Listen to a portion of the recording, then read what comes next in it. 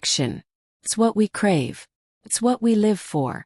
It's the reason we sit at the poker table for hours on end, enduring bad beats, slow rolls, and the occasional spilled drink. Without action, poker would be... well, it wouldn't be poker. It would be a bunch of people sitting around, staring at cards and occasionally folding. And who wants to watch that? Action is the betting, the raising, the calling, the bluffing. It's the constant back and forth, the dynamic interplay between players that creates the tension, the excitement, and the opportunity to win, or lose, a lot of money. Think of action like the heartbeat of a poker game.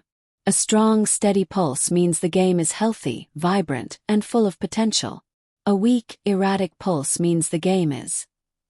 well, it's probably on life support. There are different types of action, of course. There's loose action, where players are splashing around in pots with all sorts of hands. There's tight action, where everyone is playing like a nit, waiting for the nuts.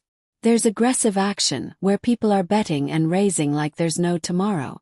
And there's passive action, where everyone is checking and calling, afraid to commit any chips.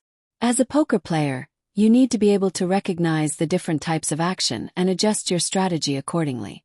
If the game is loose and aggressive, you might want to tighten up and wait for premium hands. If the game is tight and passive, you might want to loosen up and try to steal some pots. But you also want to create action. You want to encourage your opponents to bet and call, to build the pot, to give you opportunities to win. You do this by betting and raising yourself, by playing a wider range of hands, by being unpredictable. But be careful. Action can be a double-edged sword. Too much action, especially when you're not holding a strong hand, can be dangerous.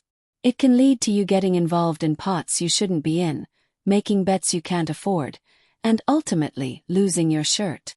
And then there's the dark side of action. The excessive, reckless, out-of-control action that's often a sign of tilt, inexperience, or even a gambling problem.